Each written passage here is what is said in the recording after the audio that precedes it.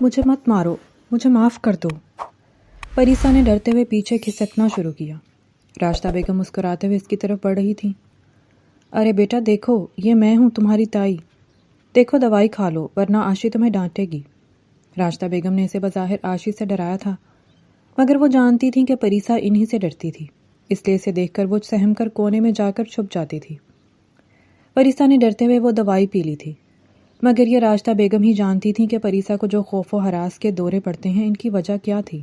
وہ آج تک صحت یاب کس وجہ سے نہیں ہوتی تھی، اگر ہو بھی جاتی تھی تو ہر بار وہ پھر سے نیم پاگل ہو جاتی تھی۔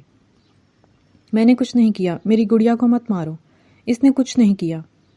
پریسا کی آواز اب دھیمی ہوتی گئی اور وہ غنودگی کی حالت میں چلی گئی۔ شاید یہ دوا کا ہی اثر تھا جس کے بعد وہ سو چکی تھی۔ چلو اسے اٹھا کر بیڈ پر سلاؤ، ذرا سا کام نہیں ہوتا تم لوگوں سے۔ راشدہ بیگم نے اپنی ملازمہ میرا کو ڈانٹا۔ میڈم، اس لڑکی کو جب دورہ پڑتا ہے تو بہت چیختی ہے اور جانے کہاں سے ان میں اتنی جان آ جاتی ہے کہ مجھے ایک چپیڑ لگا کر زمین پر گرا دیتی ہے، میرا نے خوف زدہ ہو کر شکایت کی، مگر راشدہ بیگم اس کی پوری بات سننے سے پہلے ہی باہر چلی گئی تھی۔ میرا پھر سے پٹر پٹر بولتی رہی اور پریسا کو مشکل سے گھسیٹ کر بیڈ پر سلایا تھا۔ کتنی سونی ہے، مگر قسمت نے اس کے حسن کو سیاہ بخت کر دیا۔ میرا نے اس کے بالوں کو سمیٹ کر سلجھایا تھا اور خود پھر سے باہر نکل گئی تھی۔ ضمیر آفریدی ایک محنتی اور ایماندار انسان تھا جس نے خاندانی غربت سے تنگ ساری زندگی محنت کی، اور وہ آخرکار اپنی محنت سے اتنا کامیاب ہوا کہ اب اس کے کاروبار کے چرچے زبان زدے عام تھے، مگر آج تک انہوں نے نہ تو کبھی تکبر کو دل میں جگہ دی تھی اور نہ ہی کبھی اپنی اوقات بھولے تھے۔ پر ان کے 2 بیٹے اور 2 بیٹیاں تھیں، چاروں میں نخوت اور گھمنڈ کوٹ کوٹ کر بھرا تھا، جیسے وہ کسی مغل خاندان سے ہوں۔ پر انہیں کیا، ان سب نے تو کبھی گرم ہوا کا جھونکا بھی نہیں کھایا تھا۔ یہ ضمیر صاحب تھے جنہوں نے ساری زندگی تپتی دھوپ کے قہر آلود دن اور برفیلی راتوں میں جاگ جاگ کر کٹھن آزمائشوں میں زندگی گزاری تھی۔ ان کے بڑے بیٹے سلیم کو لالچ الگ تھا کہ بڑا وہ ہے تو ساری جائیداد اسی کے ہاتھ آئے گی، مگر اس کے لیے ضمیر آفریدی کو مرنا ہوگا۔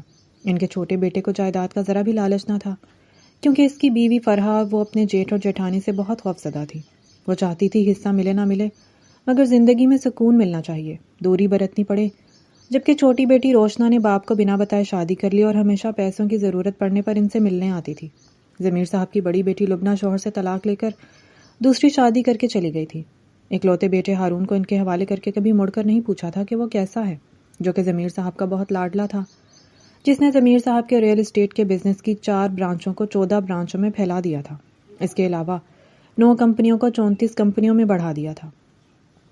آئے دن کوئی نئی کمپنی کھول کر اسے کسی ایک عمر کے ہدف کا نشانہ بناتا، جس کی وجہ سے بوڑھوں سے لے کر بچوں تک ان کے ہر برانڈ کے لوگ دیوانے تھے۔ یہی وجہ تھی کہ ضمیر آفریدی کے بڑے بیٹے سلیم اور ان کے بیوی بچوں کو ہارون سے بہت حسد اور تعصب تھا، مگر وہ اس بات کو کسی شرط پر ظاہر نہیں کرتے تھے۔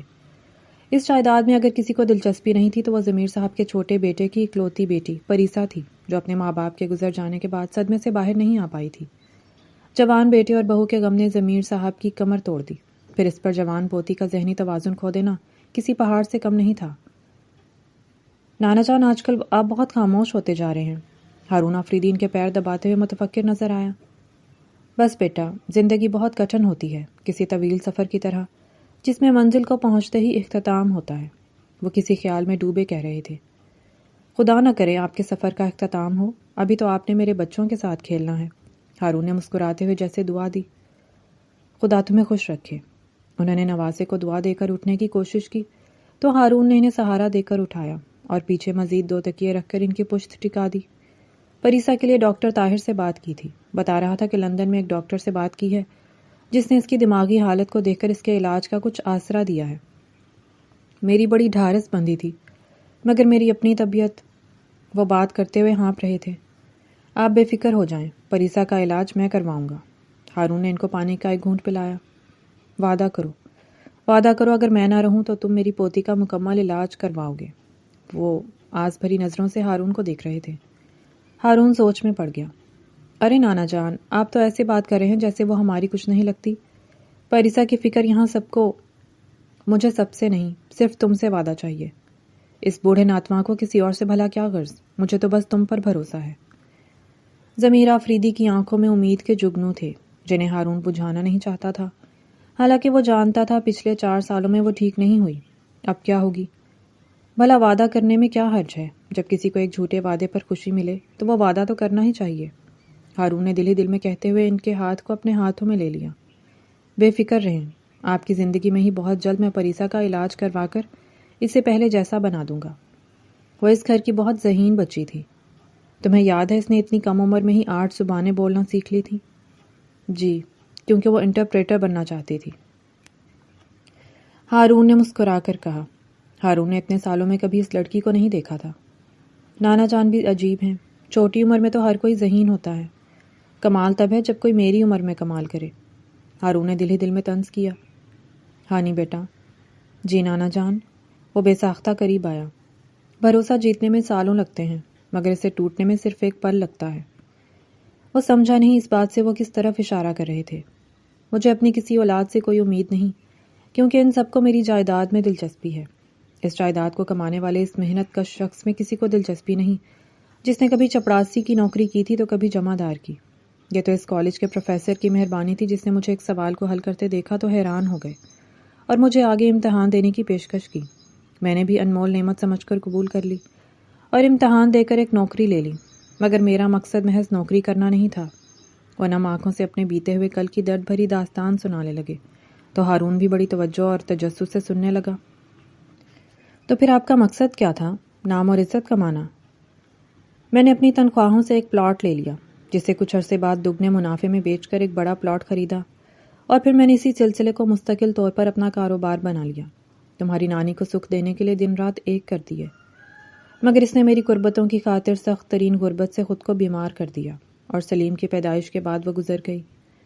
مجبوری تھی، بیٹے کی خاطر دوسری شادی کر لی۔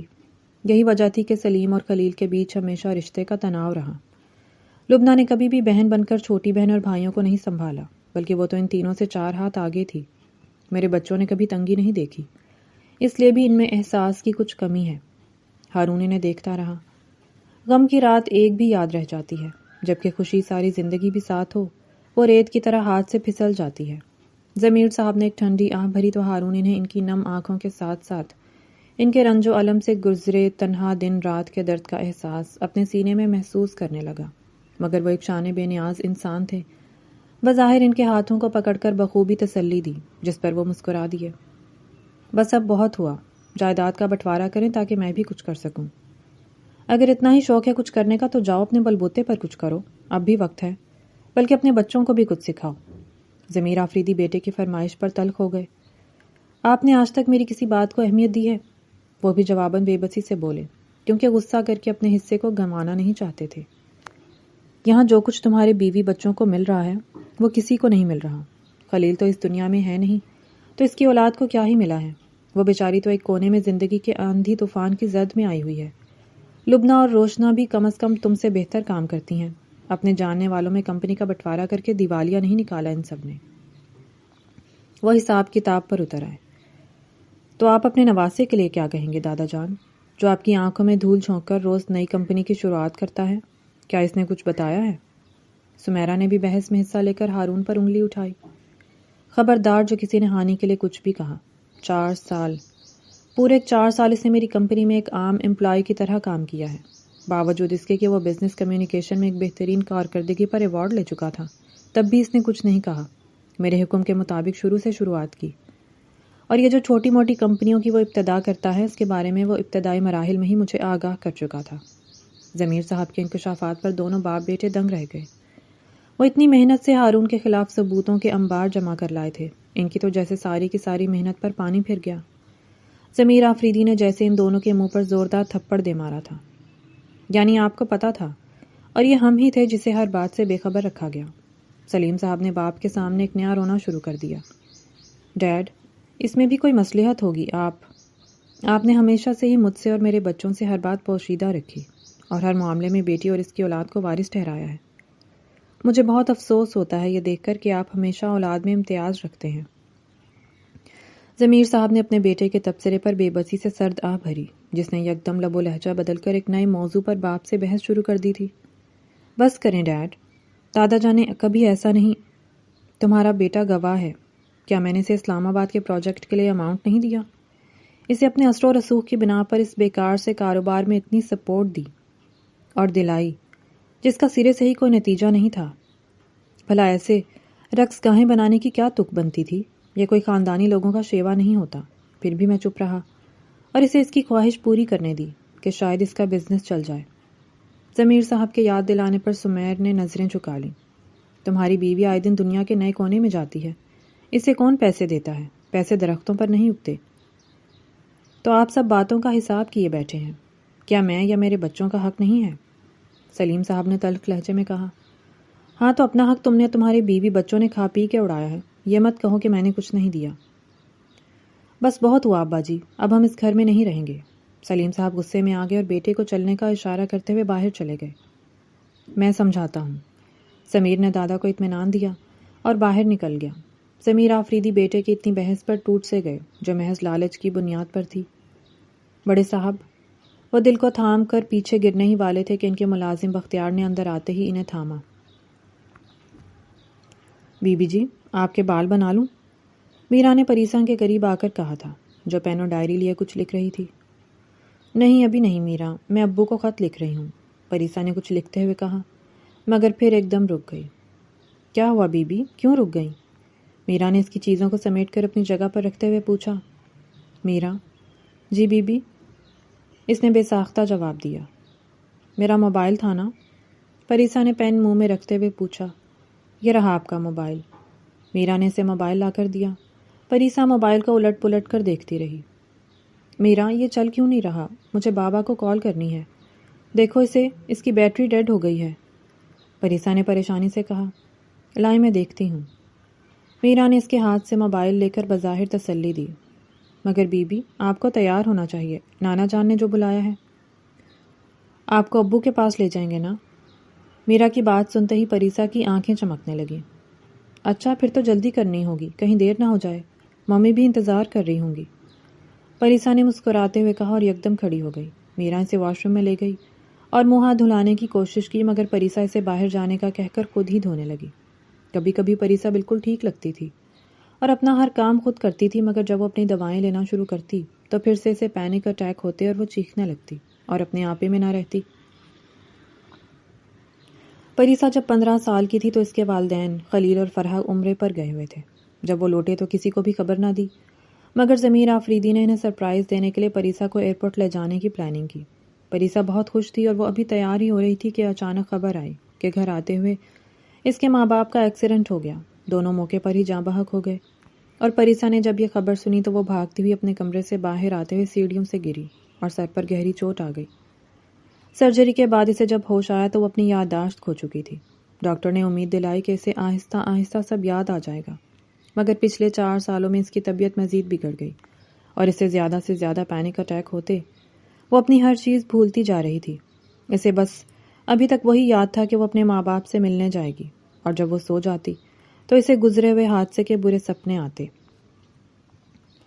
راشدہ بیگم نے اسے انیکسی میں شفٹ کر دیا تھا۔ اب وہ وہاں میرا کے ساتھ رہتی تھی۔ کبھی کبھی ضمیر صاحب سے ملنے باہر آ جاتی، مگر اکثر ہی وہ خود اپنی پوتی سے ملنے آتے، ورنہ وہ اپنے بزنس میں اتنے مصروف تھے کہ وقت گزرنے کے بعد انہیں خیال آیا تھا کہ پوتی کا کہیں اچھی طرح علاج کروانا چاہیے، وہ بھی اس لیے کہ خود کو اب زندگی کا اختتام قریب دکھ رہا تھا۔ ان کی دونوں بیویاں بہت جلد ہی یہ دنیا چھوڑ گئیں، مگر ضمیر صاحب نے بھی ساری زندگی کاروبار کرنے اور پیسے اکٹھے کرنے میں لگا دی تھی۔ اب جب کہ اس کی اولاد جائیداد کے لالچ میں اندھی ہو رہی تھی، تب ضمیر آفریدی کو ہوش آیا تھا۔ ڈیڈ، اس سے ملیں، یہ ہے میرا دوست ہارون آفریدی۔ ماہین صدیقی نے ہارون کے بازو کو پکڑ کر اپنے باپ سے ملوایا، جو ایک بہت بڑی ملٹی نیشنل کمپنی کا مالک تھا۔ ماہین اس کی بیٹی تھی جو ہارون کو بہت پسند کرتی تھی۔ ہارون بھی اسے پسند کرتا تھا، مگر اب تک ہارون نے اسے شادی کا پروپوزل نہیں بھیجا تھا۔ وہ اچھے موقع کی تلاش میں تھا۔ اسے یقین تھا کہ ضمیر آفریدی ایک دن ساری جائیداد اس کے نام کر دیں گے۔ او ہو، تو یہ ہیں مسٹر ہارون آفریدی۔ بھائی واہ، تم نے میری بیٹی کو اپنا گرویدہ بنا لیا ہے۔ دن رات ہارون ایسا ہارون ویسا کہ کس سے جپتی ہے۔ آخر کیا جادو کیا ہے میری بیٹی پر؟ صدیقی صاحب نے ہنستے ہوئے کہا تو ہارون نے مسکرا کر سر جھکا لیا۔ اور نو انکل، ایسا کچھ نہیں، بلکہ یہ خود اچھی ہے، ہارون نے بے حد مختصر انداز میں کہا۔ بس اچھی ہوں، تمہیں کھل کر میری تعریف کرنی چاہیے، ماہین نے مصنوعی ناراضگی سے کہا۔ ہاں بھائی، میری بیٹی واقعی بہت اچھی اور لائق ہے۔ صدیقی صاحب کی بات پر ہارون نے مسکرانے پر اکتفا کیا۔ وہ ویسے بھی بہت کم بات کرتا اور تعریف تو کسی کی بھی نہیں کرتا تھا، اس سے لوگ یا ان کی خوبیاں کم ہی متاثر کرتے تھے۔ ہارون اپنی زندگی میں صرف اپنے نانا کی محنت سے متاثر تھا، یہاں تک کہ وہ ان کی شخصیت سے بھی کچھ خاص خوش نہیں تھا۔ ارے ہانی بیٹا، کہاں غائب تھے؟ آؤ تم بھی ہمارے ساتھ چائے پیو۔ ہارون نے وکیل کو حیرت سے دیکھا جو آج کل کچھ زیادہ ہی آ رہا تھا۔ سب خیریت؟ آج کل وکیل صاحب کچھ زیادہ ہی ملتے جلتے ہیں، ہارون نے ان کے جاتے ہی پوچھا۔ ہاں، میں نے اپنی وصیت میں کچھ تبدیلیاں کروائی ہیں، بس اسی کے لیے بلایا تھا۔ وصیت میں تبدیلیاں؟ ہارون حیران ہوا، اسے دل ہی دل میں کھٹکا لگا کہ جانے کیا لکھا اور مٹایا تھا۔ ہاں، بس اپنی اولادوں کے کرتوت دیکھ کر دل بھاری ہونے لگا ہے۔ ان کے لہجے میں رنج تھا۔ ہارون یکدم ان کے ہاتھ کو پکڑ کر قریب آیا۔ کیا ہوا؟ ایسے کیوں بات کر رہے ہیں؟ بس اب میں ہار گیا ہوں۔ سوچا تھا میں اپنی اولاد کو کسی چیز کی تنگی نہیں دوں گا، مگر میں بھول گیا تھا۔ آسائشیں رشتوں کا احساس باقی نہیں رہنے دیتی۔ کسی نے کچھ کہا ہے آپ سے؟ بڑے ماموں نے یا پھر موم نے یا روشنا آنٹی نے کوئی ڈیمانڈ کی ہے؟ ہارون نے اندازہ لگایا۔ ہانی، پیسوں اور چیزوں کو کبھی بھی رشتوں سے بڑھ کر مت سمجھنا، یہ پیسے ہاتھوں کی دھول ہوتے ہیں۔ ان سے رشتے تو خریدے جا سکتے ہیں مگر ان میں بسا احساس کبھی نہیں پا سکتے۔ احساس ہر جذبے سے قیمتی ہوتا ہے، یاد رکھنا۔ انہوں نے ایک آہ بھر کر کہا۔ میری پری کو ہی دیکھ لو، وہ اپنے ہوش و حواس میں نہیں، لیکن اسے میرا احساس ہوتا ہے۔ وہ ایک قابل لڑکی تھی جس کی ذہنی حالت کو میں نے اپنی مصروفیات میں نظر انداز کر دیا۔ کاش کہ میں اس وقت ہی پری کا علاج کروا دیتا۔ وہ دھیمے لہجے میں بولے اور خاموش ہو گئے۔ ہارون نے انہیں اتنا بے بس پہلی بار دیکھا تھا۔ ضمیر آفریدی نے اس دن آخری بار ہارون سے بات کی تھی اور وہ ان کے آخری لمحات تھے۔ بس ان کی زندگی کا سفر تمام ہوا۔ دیکھا جائے تو ان کی اولاد میں سے کسی کو بھی ان کی موت کا افسوس یا دکھ نہیں تھا، سوائے ہارون کے۔ یہ ہارون ہی تھا جس نے تدفین اور جنازے کی تمام فارمیلٹیز ضروری سمجھیں، کیونکہ وہ جانتا تھا کہ بھلے ہی ان کی اولاد کو ضمیر آفریدی کے جانے کا کوئی غم نہیں تھا، مگر وہ ہر خاص و عام میں جانے جاتے تھے اور ان کی موت پر واقعی خلقت کا ایک بڑا ہجوم تھا، جن کے افسوس کے اظہار سے ضمیر آفریدی کی اولاد دل ہی دل میں بہت بیزار ہو گئی تھی۔ سب کو ضمیر صاحب کی وصیت کی پڑی تھی، مگر تجہیز و تکفین کے معاملے میں انہوں نے ہارون کو ہی اپنا وصی مقرر کیا تھا، جس پر سب کا منہ دیکھنے لائق تھا۔ سارے گھر کے افراد کو یہ خدشہ تھا کہ کہیں ضمیر صاحب ساری جائیداد کا وارث بھی ہارون آفریدی کو ہی نہ بنا گئے ہوں، جبکہ ہارون ان کی پہلی وصیت سننے کے بعد بے حد مطمئن تھا کہ اس جیسا لائق اس خاندان میں نہ کوئی ہے اور نہ کوئی ہوگا۔ اس لیے جب وکیل نے انہیں اکیلے میں وصیت سنانے کو بلایا تو وہ اطمینان سے ان کے یہاں پہنچا تھا۔ کیسی بےہودہ وصیت ہے! نانا جان اپنی ساری دولت اپنی پوتی کو کیسے دے سکتے ہیں، جو کہ ایک ذہنی مریضہ ہے؟ ہارون آفریدی نے حقارت سے وکیل کو دیکھتے ہوئے کہا۔ صدمے سے اس کا برا حال تھا۔ وہ دن رات اس بزنس پر محنت کر رہا تھا، لیکن نانا جان نے مرتے وقت سب اس پاگل کے نام کر دیا جو سالوں سے انیکسی میں زیر علاج تھی۔ اوپر سے کڑی شرط رکھ دی، اگر اس پاگل کو کچھ ہوا تو ساری جائیداد ٹرسٹ میں چلی جائے گی، ورنہ اس کی شادی کے بعد وہ جائیداد اس کے بچوں میں منتقل ہوگی۔ میرے لیے کیا وصیت ہے؟ ہارون نے تھوڑی پر بند مٹھی جما کر پوچھا۔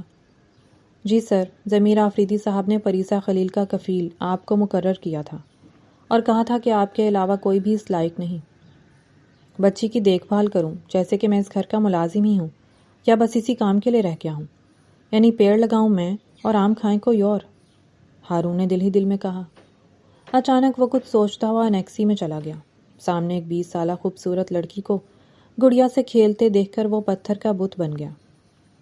بابا آنے والے ہیں تو ہم وہیں جانے والے ہیں، تم بھی چلو گی میرے ساتھ؟ دادا بھی ہوں گے ساتھ؟ پریسا اپنی گڑیا سے باتیں کرتے ہوئے مگن تھی، مگر ہارون اس کے لب و لہجہ کو سن کر دنگ تھا۔ وہ پاگل تو کہیں سے نہ لگی، ہاں مگر وہ بیمار ضرور تھی جسے پاگل بنایا گیا تھا۔ صاحب، آپ کو کچھ چاہیے تھا؟ میرا نے اسے دیکھ کر کہا۔ نہیں، میں پریسا کو دیکھنے آیا تھا، وہ مختصر بولا۔ میرا، ان سے کہو کہ یہاں سے چلے جائیں ورنہ میری گڑیا ڈر جائے گی۔ میں جا رہا ہوں، میرا میرے لیے کافی بنا کر کمرے میں لے آنا، پریسا نے پریشان کن لہجے میں کہا۔ ہارون اس کی بات سے یکدم کچھ نہیں سمجھا، مگر اس نے میرا کو ہاتھ کے اشارے سے تسلی دی اور باہر جاتے ہوئے میرا کو آنے کا کہہ کر گیا تو میرا نے بھی سر اس بات میں ہلا دیا۔ یہ کیسی وصیت ہے؟ ساری جائیداد اس پاگل کے نام؟ راستہ بیگم تیش میں بولی، میرے پاس ایک تجویز ہے، اگر آپ سب کو بہتر لگے تو ٹھیک ہے، ورنہ کچھ اور سوچیں گے۔ حمیرہ نے ماں باپ اور بھائی کو دیکھ کر کہا تھا۔ سن رہے ہیں، سلیم صاحب نے سنجیدگی سے کہا۔ کیوں نہ سمیر بھائی اس پاگل سے شادی کر لیں؟ حمیرہ نے بے حد محتاط سے لہجے میں کہا تو سب اسے حیرت سے دیکھنے لگے۔ اور پھر سمیر کی اس ساری جائیداد کا مالک بن جانے کے بعد ساری جائیداد صرف ہماری ہوگی۔ راستہ بیگم نے للچائی ہوئی نظروں سے سب کو دیکھا۔ ان کے لہجے میں حرص تھا۔ کیا میں اس پاگل سے شادی کر کے اپنی جان عذاب میں ڈال دوں؟ سمیر خفیف لہجے میں بولا۔ ارے تم کیوں عذاب جھیلو گے؟ عذاب تو وہ سہے گی، پھر کچھ ہی دنوں میں مر جائے گی، راستہ بیگم نے بے ساختہ کہا۔ تو سب متجسس ہو کر انہیں دیکھ رہے تھے۔ نہیں، بالکل نہیں، یہ قتل ہوگا، سلیم نے یکدم بیوی کو ٹوکا۔ ارے اسے قتل کرنے کی نوبت نہیں آئے گی، آپ بے فکر رہیں۔ راستہ بیگم کی بات پر وہ سب سمجھ گئے۔ آج تک راستہ بیگم نے سب کو انگلیوں پر نچایا تھا۔ اس گھر میں انہی کی تو چلتی آئی تھی، بس جائیداد کے معاملات میں وہ بے بس تھیں۔ شروع سے بتاؤ۔ میرا جیسے ہی ہارون کے پاس آئی وہ آنکھیں موند کر بولا، صاحب وہ واقعی کسی حادثے میں ہونے والے واقعے کو یاد۔ کسی حادثے؟ ہارون نے اپنی جھولتی ہوئی راکنگ چیئر کو روک کر اس کی بات کاٹی تو وہ ہاتھ ملنے لگی۔ ٹھیک سے یاد نہیں ہے صاحب، وہ تھوک نگل کر بمشکل بولی۔ یاد نہ آیا تو تمہاری نوکری گئی، ہارون نے پھر سے آنکھیں موند لیں۔ وہ دراصل مجھے ٹھیک سے یاد تو نہیں ہے، لیکن خلیل صاحب اور پریسا کے بارے میں، ہارون نے اسے پھر ٹوکا۔ میرا نے خوف زدہ ہو کر ساری کہانی بتا دی، جس کے بعد ہارون نے پریسا کی شادی کرنے کا اعلان کیا تھا۔ اس کے فیصلے پر سب ہکا بکا رہ گئے، مگر وہ ایک اب نارمل لڑکی ہے، اس کی شادی نہیں کر سکتے۔ سلیم صاحب نے اعتراض اٹھایا، وصیت کے مطابق میں ہی پریسا کا واحد کفیل ہوں اور میں ہی اس کی زندگی کے سارے فیصلے کروں گا، یعنی مجھے حق ہے کہ میں پریسا کی شادی کسی سے بھی کروا سکتا ہوں۔ ہارون، میں بھی یہی بات کرنا چاہتا تھا کہ کیوں نہ سمیر اور پریسا کی شادی کروا دیں؟ راستہ بیگم نے چاپلوسی سے تجویز دی۔ کیا؟ ہارون ان کی چال بازی پر حیران رہ گیا۔ اسے اندازہ نہ تھا کہ سلیم صاحب اپنے بچوں سمیت اسے اتنا مجبور کر دیں گے کہ وہ پریسا سے شادی کرنے پر مجبور ہو جائے گا۔ مجھے مت مارو، میں نے کچھ نہیں کیا، میں نے کسی کو نہیں مارا۔ پریسا اور ہارون کے نکاح کے ہی دن پریسا کو دورہ پڑ گیا اور وہ ایک کونے میں چھپ کر چلانے لگی تھی۔ ہارون واش روم میں شاور لے رہا تھا، مگر اس کی آواز سنتے ہی فوراً وہاں پہنچا۔ اب وہ انیکسی میں نہیں رہتی تھی، بلکہ ہارون نے اسے ساتھ والے کمرے میں شفٹ کر دیا تھا تاکہ وہ اس پر نظر رکھ سکے۔ کیا ہوا اسے؟ کیوں چلا رہی ہے؟ ہارون نے آتے ہی میرا سے پوچھا۔ بیٹا تم نہیں جانتے، اسے دورے پڑتے ہیں اور ایسے ہی چیختی چلاتی ہے، کسی کو نہیں پہچانتی۔ راستہ بیگم نے ایک انسولین اٹھا کر اسے لگائی تو پریسا کی آواز دھیمی ہوتے ہوتے بند ہو گئی اور وہ بے ہوش ہو گئی۔ یہ کیسی دوا ہے جس سے وہ بے ہوش ہو جاتی ہے؟ وہ حیرت سے بولا۔ ڈاکٹر نے دی ہے، ڈاکٹر جہاں زیب نے، جو پاپا کے سب سے بھروسہ مند ڈاکٹر تھے، وہ جتاتے ہوئے بولی۔ ہارون یہ سب دیکھ کر پریشان ہو گیا۔ ٹھیک ہے آپ جائیں، بہت شکریہ آپ کا، ہارون نے بظاہر اطمینان سے کہا، مگر وہ جیسے ہی گئیں تو میرا کو گھورنے لگا۔ کیا ہوا تھا اسے؟ صاحب میں کمرے میں آئی تو بڑی میڈم کمرے میں پری بی بی سے بات کر رہی تھی، میں جیسے ہی قریب آئی وہ چیخنے لگی اور بڑی بی بی نے کہا کہ اسے دوائی کیوں نہیں دی۔ میرا گھبرا گئی تھی۔ تمہیں کہا تھا کہ کمرے میں کوئی نہیں آئے گا اور دوائی تم خود کھلاؤ گی۔ وہ دونوں بازوؤں کو سینے پر باندھے تلخ لہجے میں بولا، مگر اس کی آواز دھیمی تھی۔ میرا نے سر جھکا لیا۔ ہارون نے کچرے کے ڈبے سے استعمال شدہ وائل لے لیا اور جیب میں ڈال دیا۔ یہ ایک ایسی دوائی ہے جو کسی بھی سائیڈ افیکٹ کے لیے استعمال ہوتی ہے، وہ بھی بہت مختصر، یعنی کوئی 1 سے 2 قطرے۔ ڈاکٹر نے ہارون کی لائی خالی وائل کو دیکھ کر کہا۔ ہارون سوچ میں پڑ گیا، لیکن یہ تمہیں کہاں ملی؟ ڈاکٹر یہ بتائیں کہ اگر کسی شخص کو یہ مستقل کھلائی جائے تو؟ ہارون نے ان کے سوال کو نظر انداز کرتے ہوئے کہا، تو اس شخص کا دماغی توازن برقرار نہیں رہ پائے گا، لیکن یہ بات ہم سوچ بھی نہیں سکتے، یہ ایک انسانی کھوپڑی کے لیے اسے مردہ کرنے جیسا ہوگا۔ ڈاکٹر کے لہجے میں سختی در آئی تھی، یعنی اسے سلو پوائزن کے طور پر استعمال کرتے ہوں گے۔ ہو سکتا ہے، لیکن یہ ایک جرم ہے۔ ہارون ان کی باتوں سے بے حد بوکھلا گیا تھا۔ اسے سمجھ نہیں آ رہی تھی کہ یہ کس کی سازش تھی، مگر اب وہ چپ نہیں رہ سکتا تھا۔ ایک انسان کی جان لینا کوئی مذاق بات نہیں، یہ ایک قتل ہے۔ ہارون نے ٹیشو پیپر سے اپنی پیشانی سے پسینے خشک کیے تھے پریسا کی ساری دوائیں کون لاتا ہے؟ ہارون نے اس کے بالوں کو سلجھا کر میرا سے پوچھا تھا۔ پریسا سو رہی تھی۔ صاحب، بڑی بی بی خود ان کی دوائیں لاتی ہیں، وہ ان باتوں کا بڑا خیال رکھتی ہیں، میرا نے فکر مند لہجے میں کہا۔ ٹھیک ہے، تم جاؤ۔ جی صاحب؟ وہ ہارون کے لہجے اور بات سے حیران ہوئی۔ مگر صاحب، پری بی بی کو اسے میں سنبھال لوں گا۔ ہارون نے اس کی بات کاٹ کر کہا تو وہ مجبوراً باہر چلی گئی تھی۔ ہارون کو اس معصوم کو دیکھ کر ضمیر صاحب کا وعدہ یاد آیا۔ اب تو اسے ٹھیک ہونا ہوگا، خاص طور پر اس کے جرم میں کس مجرم کا ہاتھ ہے اسے جاننے کے لیے۔ ہارون نے ایک آہ بھر کر کہا تھا۔ اگلے ہی دن ہارون پریسا کو باہر گھمانے کے بہانے سے ہاسپٹل چیک اپ کے لیے لے جانے لگا تو راشدہ بیگم نے یکدم اس کا راستہ روکا۔ بیٹا، اسے باہر مت لے جاؤ۔ کیوں؟ یہ کوئی راز ہے جو فاش ہو جائے گا؟ ہارون نے بھی بلا توقف کہا۔ ہاں، ایسا ہی سمجھ لو۔ وہ ہچکچائیں۔ دیکھو، اگر یہ باہر جائے گی تو پھر خوفزدہ ہو کر ڈر جائے گی اور اس کی حالت بگڑ جائے گی۔ میں سنبھال لوں گا، آپ فکر نہ کریں۔ ہارون نے انہیں راستے سے ہٹایا، جبکہ پریسا اسے دیکھ کر گھبرا گئی تھی اور ہارون کے پیچھے چھپ گئی۔ چلو میرے ساتھ آؤ۔ ہارون نے پریسا کو آگے چلنے کا اشارہ کیا تو وہ اس کے قمیض کی آستین کو بے حد آہستہ سے پکڑ کر اس کی اوٹ میں چلنے لگی، جیسے وہ راشدہ بیگم سے چھپ رہی ہو۔ ہارون نے اس عورت کے انداز و اطوار کا بخوبی مشاہدہ کیا تھا، مگر فی الحال وہ خاموشی میں ہی عافیت سمجھتا تھا۔ ہارون نے باقاعدہ سے اس کے میڈیکل ٹیسٹ کروانے کے بعد یہی طے کیا کہ وہ تب تک کسی کو نہیں بتائے گا جب تک پریسا ٹھیک نہیں ہو جاتی۔ وہ جانتا تھا اسے ٹھیک ہونے کے لیے اس گھر کو چھوڑنا ہوگا، اس لیے وہ بزنس ٹرپ کے بہانے سے پریسا کو اپنے ساتھ لندن لے گیا، جہاں وہ اس کا ریگولر علاج کروا سکے۔ یہ کیا کر رہی ہو؟ ہارون نے اسے لیپ ٹاپ سے کھیلتے دیکھ کر پوچھا۔ وہ کچھ ٹائپنگ میں مصروف تھی۔ میں ان جملوں کو ٹرانسلیٹ کرنے کی کوشش کر رہی ہوں۔ پریسا نے جب سے اپنی دوائی کھانی چھوڑی تھی وہ بہت سی باتوں کو سمجھنے لگی تھی، مگر اب اس کے مستقل علاج کی وجہ سے بھی اسے کچھ باتوں میں دلچسپی ہونے لگی تھی۔ تم اس ترکی ایڈ کے سکرپٹ کا اردو میں ترجمہ کرنا چاہتی ہو؟ ہارون نے اسے حیرت سے کہا تو پریسا نے مصروف اور پریشان انداز میں سر اس بات میں ہلایا۔ ہاں، مگر تمہیں یہ سب نہیں۔ میں نے کر لیا، پریسا نے اس کی بات کاٹ کر کہا تو وہ حیران ہوا اور اپنے موبائل پر اس کے لکھے ترجمے کی تصدیق کی جو واقعی ٹھیک تھا۔ یہ تم نے کیسے کیا؟ تمہیں کسی نے سکھایا ہے؟ وہ مسکرا کر دیکھنے لگی۔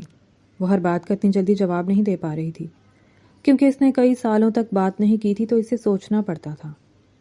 نانا جان نے بتایا تھا کہ پریسا انٹرپریٹر بننا چاہتی تھی۔ وہ کمال کی ذہین تھی، وہ بہت سے مختلف زبانوں کو سمجھنے کی صلاحیت رکھتی تھی، مگر اسے کچھ یاد نہیں رہا تھا۔ تو تم انٹرپریٹر بننا چاہتی ہو؟ ہارون نے اسے دیکھ کر مسکراتے ہوئے کہا تھا۔ پریسا نے فوراً نفی میں سر ہلایا۔ لیکن ابھی تو تم اس کا ترجمہ کر رہی تھی۔ مجھے ڈر لگتا ہے، وہ سہمے ہوئے لہجے میں بولی تھی۔ کس سے؟ وہ حیران تھا۔ دوائی سے۔ ہاں، مگر وہ تو تمہیں ٹھیک ہونے کے لیے کھانی پڑے گی۔ کیا پریسا کو ٹھیک نہیں ہونا؟ ہارون نے اسے بہلانے والے انداز میں کہا۔ کیا میں ٹھیک ہو کر اڑ سکتی ہوں؟ پریسا نے تعجب سے پوچھا۔ ہاں، کیوں نہیں، تم اڑ سکتی ہو، کھل کر جی سکتی ہو، یہاں تک کہ تمہیں کسی کے سہارے کی ضرورت نہیں ہوگی۔ ہارون نے اس کے چہرے کو اپنے ہاتھوں کے پیالے میں لے کر کہا تھا۔ پریسا کی آنکھیں چمکنے لگی اور پھر سے لیپ ٹاپ پر کچھ سرچ کرنے لگی۔ کچھ ہوش ہے تمہیں کہ کیا کر رہے ہو؟ تم نے اپنی جائیداد کی خاطر اس پاگل سے شادی کی تھی اور اب تم اس کا علاج کروا رہے ہو۔ ماہین نے حیرت انگیز لہجے میں کہا۔ اب کیسے ٹھیک کر کے اس کے ساتھ؟ ماہین، وہ پاگل نہیں ہے، اسے پاگل بنایا گیا ہے، وہ ایک ذہین۔ ہارون نے ماہین کی بات کاٹتے ہوئے اسے پہلی بار صفائی دی تھی، شاید وہ خود کو تسلی دے رہا تھا، مگر ماہین نے اس کی بات کاٹ دی۔ وہ پاگل ہے یا نہیں، تمہیں اس سے کیا ہارون؟ تمہیں صرف پراپرٹی چاہیے تھی، اس کے ساتھ شادی کر کے تمہیں وہ مل گیا، اب اس پر اتنی محنت کیوں؟ ماہین نے اپنے بالوں میں ہاتھ ڈال کر بے بسی سے کیوں لفظ پر زور دیا تھا۔ ماہین، میری بات سنو، میں نے نانا جان سے وعدہ کیا تھا کہ میں ان کی پوتی کا علاج کروا کر اسے ایک نارمل زندگی جینے کی طرف راغب کروں گا۔ وہ ٹھیک ہو جائے گی تو کیا تم اسے چھوڑ دو گے؟ ایک پاگل لڑکی کو نہیں چھوڑ رہے ٹھیک ہونے کے بعد تو ایک دولت مند اور خوبصورت اور ذہین لڑکی ہوگی۔ مجھے تو لگتا ہے تمہاری نیت ہی خراب ہے۔ ماہین، وہ ماہین کی تلخ کلامی پر چلا اٹھا۔ ایسا نہیں ہے، میں بس پریسا کو انصاف دلانا چاہتا ہوں۔ تم کب سے انصاف پسند ہو گئے اور مجرموں کو سزا دلوانے کا ٹھیکہ لے لیا؟ ماہین نے طنز کیا۔ دیکھو میں تمہیں نہیں سمجھا سکتا، یا تم مجھے سمجھنا نہیں چاہتی، فی الحال ہم اس بات کو چھوڑ دیتے ہیں۔ ہارون دروازے پر کھڑی پریسا کو دیکھ کر چپ ہو گیا۔ اسے لگا وہ آگے بول نہیں پائے گا، مگر ماہین نے منہ پھیر کر اس کی نظروں کا تعاقب کیا۔ پری تم وہاں کیوں کھڑی ہو؟ یہاں آؤ نا۔ وہ ہچکچایا تھا۔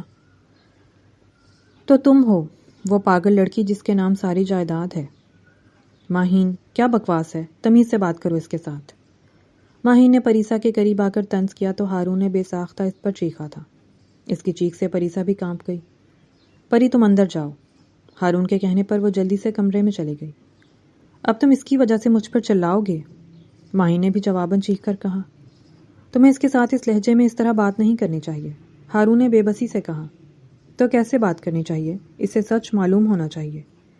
میری بات سنو ہارون، اگر تم نے اس لڑکی کو نہیں چھوڑا تو میں اسے جان سے مار دوں گی۔ تم پاگل ہو گئی ہو، پلیز فی الحال یہاں سے چلی جاؤ۔ ہارون اسے غصے میں دیکھ کر بے بس تھا۔ وہ نہیں جانتا تھا کہ پریسا سے نکاح کرنے کے بعد ہارون واقعی اس کے لیے اس قدر فکر مند ہو جائے گا۔ ہارون پریسا کی طرف ہونے والی اپنی اس توجہ اور التفات کو پراپرٹی کی وجہ سمجھ رہا تھا، جبکہ وہ پریسا سے ہمدردی کرتے کرتے جانے کب محبت کرنے لگا تھا۔ تم اسے پسند کرتے ہو؟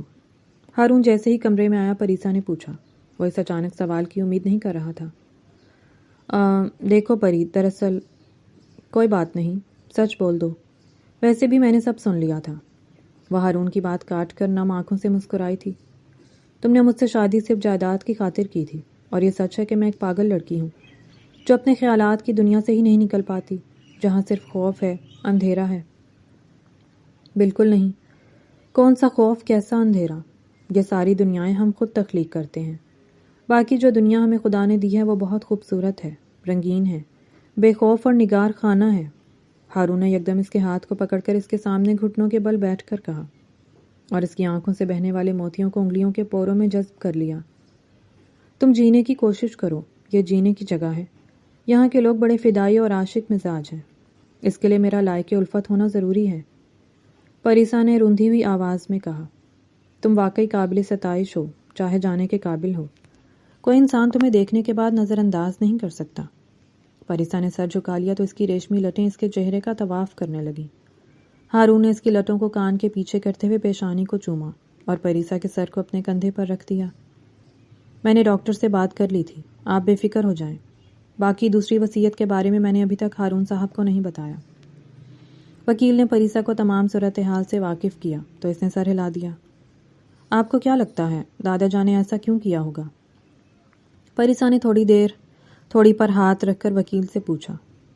میم، آپ اپنے حواسوں میں نہیں تھیں، جبکہ آپ سے زیادہ وہ کسی پر بھروسہ نہیں کرتے تھے، لیکن اس گھر کے تمام افراد کو اسی جائیداد کا لالچ تھا، تو اس لیے انہوں نے پہلے سے ہی کچھ حصہ اپنی تمام اولاد میں بانٹ دیا تھا، مگر اس سے آپ کے رشتہ داروں کے پیٹ نہیں بھرے۔ ضمیر صاحب کو یقین تھا کہ ہارون بیٹا جیسا بھی ہو، لیکن وہ رشتوں اور انسانیت کی لاج رکھنے والا آخرکار ایک وفا شعار انسان ہے، جو جائیداد کی خاطر ہی صحیح آپ کی کفالت کو ضرور قبول کرے گا۔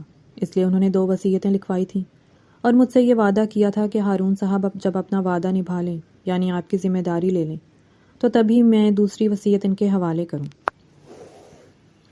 یعنی انہیں میری نیک نیتی کا بھروسہ تھا، میری صحت یابی کا نہیں۔ وہ افسوس سے مسکرائی۔ وہ اب بھی بات کرتے ہوئے ڈرتی تھی، خاص کر گونجتی آوازیں اسے خوف زدہ کرتی تھیں۔ ہارون صاحب آ گئے۔ ہارون کو دیکھ کر وکیل نے بے ساختہ کہا۔ کیا کہا ڈاکٹر نے؟ پریسا نے سے دیکھتے پوچھا۔ ہاں یہی کہ اب تم بالکل ٹھیک ہو، بس تمہیں کوشش کر کے اپنی زندگی میں ہونے والے حادثات پر سمجھوتا کرنا ہوگا، جو ہر نارمل انسان کی زندگی میں ہوتے ہیں۔ ہانی بیٹا ٹھیک کہہ رہا ہے، دیکھا جائے تو ہانی کی زندگی میں بھی یہی واقعات گزرے ہیں۔ لبنہ بیٹی دوسری شادی کر کے اسے چھوڑ گئی اور اس کے والد نے بھی دوسری شادی کر لی، اور ضمیر صاحب کی زندگی میں ہی ان کی چھوٹی بیٹی روشنا میم بھی سب کو چھوڑ کر چلی گئیں۔ پھر جب پیسوں کی ضرورت پڑی تو اپنے باپ سے حصہ مانگنے آ گئی تھی۔ پریسا سب سن کر حیران تھی۔ خیر یہ بتائیں کہ آپ یہاں کس لیے آئے تھے؟ ہاں بس آپ لوگوں سے ملنے آیا تھا، اور کچھ کاغذات تھے جو پری بٹیا نے منگوائے تھے، بس وہی دینے آیا تھا۔ وہ پریسا کے کاغذات منگوانے پر کچھ حیران ہوا، مگر دل میں ہارون کو گمان ہوا کہ کہیں وہ اسے طلاق کی ڈیمانڈ نہ کرے۔ جانے کیوں ہارون کو اس سے دوری کا خیال بھی خوفزدہ کر رہا تھا۔ ماہین، میں تو تم پر حیران ہوں، آخر کیسے تم ہارون کو کسی اور کے حوالے کر سکتی ہو؟ راشدہ بیگم نے ماہین کے غصے کو مزید آگ دی۔ ماہین اب تک نہیں جانتی تھی کہ راشدہ بیگم ہی ہارون اور پریسا کی سب سے بڑی دشمن تھی۔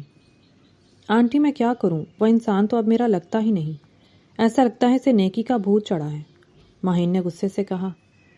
بہرحال میں اس لڑکی کو چھوڑوں گی نہیں، وہ میرا نصیب چھین کر خوش نہیں رہ سکتی۔ سچ تو یہ ہے کہ پریسا کبھی بیمار تھی ہی نہیں، یہ سب اس لڑکی نے ہارون سے شادی کرنے کے لیے کیا ہے۔ راشدہ بیگم کے انکشاف پر ماہین آگ بگولا ہو گئی، مگر وہ کچھ بول نہیں پائی تھی۔ ہارون نے جب سے پریسا اور اس کی جائیداد کو سنبھالنا شروع کیا تھا، وکیل نے ان دونوں کے لیے سخت سیکیورٹی کا انتظام کیا تھا۔ وہ جانتا تھا کہ اس گھر کے تمام افراد ہاتھ دھو کر ان دونوں کے پیچھے پڑے تھے، بس انہیں کوئی موقع نہیں مل رہا تھا۔ پریسا کو آہستہ آہستہ یاد آنے لگا تھا کہ جب وہ اپنے والدین کی موت کے بعد ہاسپٹل میں تھی اور اسے ہوش آیا تھا تو اسے سر میں چوٹ کی وجہ سے کچھ یاد نہیں تھا، لیکن راشدہ بیگم نے جب سے اس کی ذمہ داری لی تھی وہ اسے اپنے رویے سے ہمیشہ ڈراتی اور دھمکاتی تھی، یہاں تک کہ اس کی دوائیاں بدل دیں تاکہ اسے کبھی یاد نہ آئے کہ وہ کس وجہ سے بیمار ہوئی تھی۔ راشدہ بیگم ہمیشہ ہی اسے کہتی تھی کہ اس کی وجہ سے اس کے ماں باپ مرے تھے۔ وہ یہ سن کر مزید خوفزدہ ہو جاتی اور اسے دورے پڑنا شروع ہو جاتے، حالانکہ جب کبھی وہ اس حالت میں بھی جب دوائی نہ کھاتی یا کچھ دن راشدہ بیگم کو نہ دیکھتی تو وہ اپنے کام خود کرتی تھی۔ میرا بھی اس پر حیران رہتی مگر کسی پر ظاہر نہ کرتی، شاید اسے ڈر تھا کہ دوائی نہ کھلانے کی غلطی پر وہ نوکری سے نکالی نہ جائے۔ وقت کے ساتھ ساتھ سب کچھ بدل گیا تھا۔ راشدہ بیگم کا بھید سب پر کھل کر سامنے آ گیا تھا۔ ہارون نے ان پر قتل کا مقدمہ کر دیا تھا، جس کی سنوائی میں راشدہ بیگم کو 10 سال کی سزا ملی تھی، یہاں تک کہ ان کے بچے اور شوہر بھی حیران تھے کہ وہ پیسوں کی خاطر کسی کو زہر کیسے دے سکتی تھی، جبکہ پریسا نے اسے معاف کر دیا تھا۔ ماہین نے پریسا کو مارنے کی کوشش کی تھی مگر ہارون نے اسے شادی سے صاف انکار کر دیا۔ تم چاہو تو مجھے چھوڑ کر بس کر دو یار، میں تمہیں چاہنے لگا ہوں اور تم مجھے خود سے دور جانے کا کہہ رہی ہو۔ سچ تو یہ ہے کہ ماہین اور میں ایک دوسرے کے لیے بنے ہی نہیں تھے، اور یہ بات آج مجھے سمجھ آ گئی ہے کہ نانا جان مجھ سے زیادہ جانتے تھے، جبکہ میں تو خود کو بڑا ہی خود شناخت شخص سمجھتا تھا، ہارون نے بے بسی سے کہا۔ پریسا اسے دیکھ کر زیر لب مسکرائی تھی۔ ہاں میں مانتا ہوں میں نے تم سے شادی دولت کو پانے کے لیے کی تھی، مگر مجھے اب صرف تم چاہیے ہو۔ ایسا کیوں؟ وہ معصومیت سے بولی تھی۔ تم مجھے اچھی لگتی ہو، تم واقعی بہت الگ ہو، کوئی تم جیسا نہیں۔ ہارون نے دل کھول کر اس کی تعریف کی۔ یہ مجھے کیا ہو گیا ہے؟ وہ زیر لب بولا تھا، جبکہ پریسا اس کی بے خودی پر ہنستی۔ دادا جان تم پر بھروسہ کرتے تھے، اس لیے انہوں نے سب کچھ تمہارے نام ہی کیا تھا۔ پریسا نے اسے ایک اور وصیت دکھا کر کہا تھا۔ وہ دیکھ کر حیران رہ گیا۔ یہ نانا جان بھی نہ؟ وہ حیرت سے ہنسنے لگا۔ کیا ہوا؟ لو نا، یہ سب تمہارا ہے۔ پری نے اسے غور سے دیکھا۔ یعنی مرنے کے بعد بھی وہ مجھ سے چال چل گئے؟ وہ طنزیہ بولا۔ نہیں، مرنے کے بعد بھی وہ سب کچھ تمہیں دینا چاہتے تھے، انہیں تم سے بہت محبت تھی، وہ نہیں چاہتے تھے کہ تم کسی اور سے شادی کرو، پریسا نے دھیمی آواز میں کہا۔ تو ہارون نے بے اختیار اسے دیکھا۔ وہ نظریں جھکائے کھڑی تھی۔ یہ سچ ہے، وہ جانتے تھے کہ میں کیسے اور کب تمہارا ہوں گا۔ ہارون نے اسے اپنی باہوں میں لے کر کہا تو وہ شرما گئی۔ ایک بار پھر سے ہارون مقدر کا سکندر بن گیا تھا اور قسمت کی چابی اس کے ہاتھ میں تھی۔ یہ کہانی ایک تلخ سچ آئینہ بنا کر سامنے رکھتی ہے کہ انسان کی اصل پہچان اس کے رشتوں سے ہوتی ہے، دولت سے نہیں۔ ضمیر آفریدی ایک مضبوط مگر دیر سے جاگنے والا کردار ثابت ہوا، جس نے زندگی بھر کمائی تو بہت مگر وقت پر اپنوں کو سنبھال نہ سکا، جبکہ اس کی اولاد لالچ، حسد اور خود غرضی کی بدترین مثال بنی، خاص طور پر سلیم اور راشدہ بیگم، جن کی حرص نے انہیں انسانیت کی حدوں سے بھی گرا دیا۔ اور راشدہ بیگم کا کردار واضح کرتا ہے کہ اقتدار اور کنٹرول کی بھوک انسان کو درندہ بنا دیتی ہے۔ اس کے مقابلے میں ہارون ایک پیچیدہ کردار ہے جو ابتدا میں مفاد پرست، مغرور اور موقع پرست دکھایا گیا، مگر حالات، وعدہ اور پریسا کی معصومیت نے اسے بدلنے پر مجبور کیا۔ اگرچہ اس کی تبدیلی اچھی ہے مگر یہ بھی حقیقت ہے کہ اس کی نیت شروع سے صاف نہیں تھی، اسی لیے وہ مکمل مثالی نہیں بنتا بلکہ ایک حقیقت پسند کردار لگتا ہے۔ پریسا اس کہانی کی سب سے مضبوط اور مظلوم روح ہے، جسے حالات، صدموں اور سازشوں نے توڑا مگر ختم نہ کر سکے۔ اس کی معصومیت اور آخر میں معاف کر دینے کا عمل اسے اخلاقی طور پر سب سے بلند مقام پر لے جاتا ہے، جبکہ ماہین کا کردار انار خود غرض محبت کی نمائندگی کرتا ہے، جو محبت نہیں بلکہ ملکیت ہوتی ہے۔ مجموعی طور پر کہانی کا پیغام واضح ہے کہ لالچ انسان کو اندھا کر دیتا ہے۔